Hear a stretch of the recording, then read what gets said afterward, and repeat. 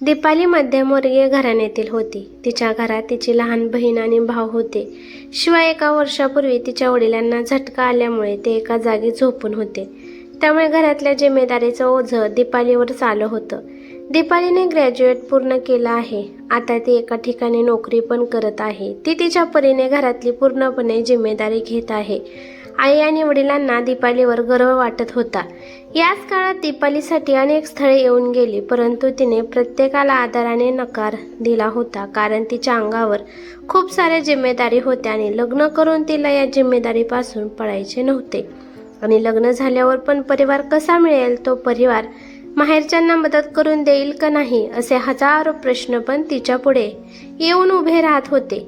त्यामुळे ती आताच लग्न न करण्याचा पक्का निर्णय घेते. तिच्या नातेवाईकांनी अनेक स्थळे आणली, परंतु तिला कोणती स्थळे पसंत पडली नाही. म्हणून नातेवाईक पण आता तिच्यावर जळू लागले होते. नातेवाईकांनी तिच्याबद्दल एक असा विचार केला होता की त्यांना वाटत होतं की दीपाली खूप घमंडी आहे. त्यामुळे हळूहळू नातेवाईक पण त्यांच्यापासून दूर राहू लागले. काही दिवसांपासून दीपालीने एक गोष्ट नोटीस केली होती की एक मुलगा तिचा पाठलाग करत आहे आणि तिला लपून पाहत आहे. परंतु दीपाली त्या मुलाकडे दुर्लक्ष करते. त्या मुलाचे नाव कार्तिक होते. कार्तिक दीपालीला लांबूनच पाहत होता. कधीच दीपालीच्या जवळ येण्याचा त्याने प्रयत्न केला नाही. दीपालीला कळाले होते की खूप दिवसापासून कार्तिक तिला फॉलो करत आहे, परंतु त्याच्या व्यवहारामुळे कळाले होते की तो मुलगा कसा आहे. जेव्हा दीपाली त्याच्या शेजारून जात असायची तेव्हा तो मुलगा घाबरून लांब जाऊन उभा राहत असायचा. दीपालीच्या मनात कुठे ना कुठे त्याचे हे वागणे आवडले होते. कुठे ना कुठे तिच्या मनामध्ये प्रेमाचा अंकुर फुटू लागले होते. पण एके दिवशी कार्तिकची आई कार्तिकचं स्थळ घेऊन दीपालीच्या घरी येते. दीपालीने विचार केला नव्हता की असं काही घडेल. दीपालीला नंतर कळले की कार्तिक खूप पैशावाला मुलगा आहे आणि एकुलते एक आहे. त्याचे वडील आता या जगात नाहीत. आई आणि कार्तिक दोघेही घरीच असतात. त्याच्या वडिलांनी खूप सारे प्रॉपर्टी जमा करून ठेवली होती, त्यामुळे ते घरी बसून सुद्धा आयुष्य घालवू शकत होते. कार्तिकबद्दल ऐकून दीपालीच्या आईवडिलांना फार आनंद झाला आणि शिवाय कार्तिकच्या आईने सांगितलं की माझ्या मुलाला तुमची मुलगी खूप आवडते. दीपालीला काही समजतच नव्हतं की या सगळ्यावर काय बोलावे.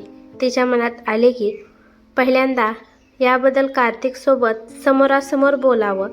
दुसऱ्या दिवशी दीपाली ऑफिसमध्ये गेली. तिने आज विचार केला होता की काही पण करून कार्तिकसोबत बोलायचं.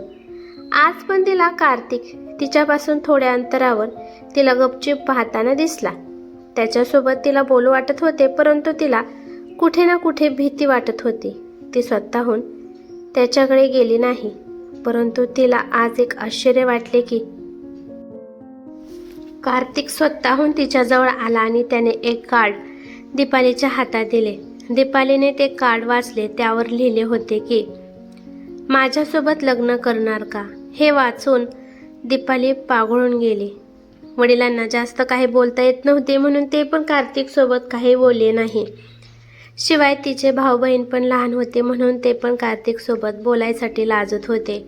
आई तर होणाऱ्या जावयाला कशी बोलेल म्हणून कोणीच कार्तिकला बोलले नाही. दीपालीच्या आईला कार्तिक पसंत पडला, कारण त्या विचार करतात की ज्याच्यासाठी आम्ही एवढे दिवस थांबलो आहे, कदाचित हाच तो असेल ज्याच्या नशिबी माझी मुलगी आहे. आणि दीपालीच्या घरच्यांनी कार्तिकच्या आईला होकार आहे म्हणून सांगितले. या सगळ्यात दीपाली खूप खुश होती, परंतु तिला कार्तिकसोबत मनसोक्त बोलू वाटत होतं. पण कार्तिक स्वतःहून काही बोलत नाही, म्हणून दीपाली पण त्याला काही बोलण्याचा प्रयत्न करत नव्हती. दीपालीला तिच्या आणि कार्तिकच्या मध्ये जी शांतता आहे ती खूप पसंत होती. लग्नासाठी दोन्ही पण परिवार खूप उत्सुक होता, त्यामुळे लगेचच त्यांनी त्या दोघांचे लग्न लावून दिले. लग्नाच्या दिवशी दीपाली खूप खुश होती, परंतु माहीत नाही कार्तिक जरा नर्वस वाटत होता. त्याच्या आवडीच्या मुलीसोबत लग्न होत आहे तरी पण तो नाराज का आहे हे काही कळत नव्हते. दीपालीला पण हे जरा विचित्र वाटले, पण तिला समजले होते की काही ना काहीतरी कार्तिक सोबत झाले आहे. पण ती विचार करते की आता या बाबतीत आपण संध्याकाळीच त्याच्याशी बोलायचे. लग्न झाल्यावर दीपाली तिच्या खोलीमध्ये बसली होती. तिने कार्तिकची खोली पाहिली. खूपच टापटीप आणि सुंदर होती. बाहेर खूप जण बोलत होते. या सगळ्यात आपल्या नवऱ्याचा कार्तिकचा आवाज कोणता असेल असा ती विचार करते, कारण तिने अजून कार्तिकचा आवाज ऐकला नव्हता आणि आपल्या नवऱ्याचा आवाज ऐकण्यासाठी तिचे कान तर तरसले होते आणि मनात तिच्या एक उत्साह निर्माण झाला होता. त्यानंतर हळूच कार्तिक खोलीमध्ये येतो आणि तो आतून दरवाजा लावतो. तो आलेला आहे हे मात्र दीपालीला कळते, त्यामुळे ती अजून खाली मान घालून बसते. पण ती जेव्हा डोळे वर करून कार्तिककडे पाहते तेव्हा तिला आश्चर्य वाटते, कारण कार्तिक एका साईडला नाराज चेहरा करून बसला होता. कार्तिकला आणि दीपालीला असे शांत बसून 15-20 मिनिटे झालेले असतात, परंतु ते दोघे एकमेकांना काहीच बोलत नाहीत. पण दीपालीला वाटते की कदाचित मीच आमच्या दोघांमधली शांतता भंग करायला पाहिजे. दीपाली हिम्मत करून कार्तिकला म्हणते, हे बघा, तुम्ही एवढं नर्वस होऊ नका. जसं तुमचं माझ्यावर प्रेम आहे तसेच माझं पण तुमच्यावर खूप प्रेम आहे, त्यामुळे मनात काहीच वाईट विचार आणू नका.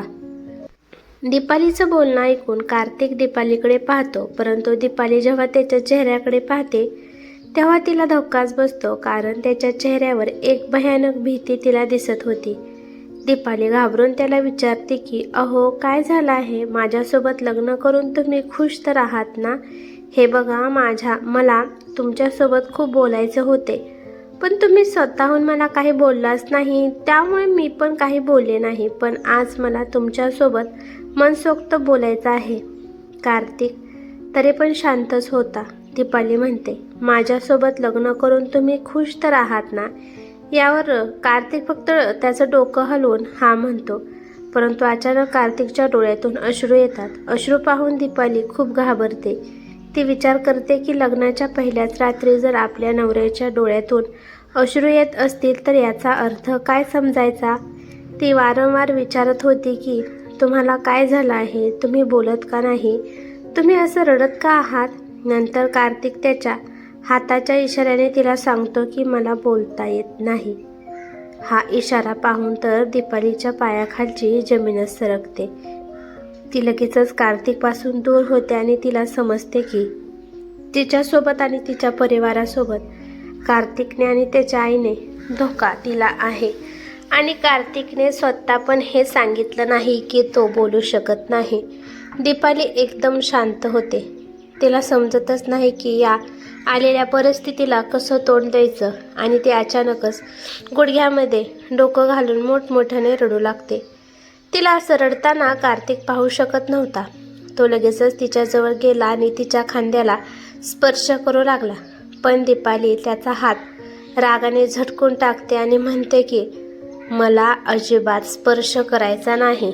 दीपालीला या क्षणी लगेच तिला तिच्या माहेरी निघून जायचे होते, परंतु खूप रात्र झालेली असते म्हणून ती शांत बसते. थोड्या वेळाने दीपालीने बाथरूममध्ये तिला कोंडून घेतल्याने बाहेर कार्तिक काळजीमध्ये बसला.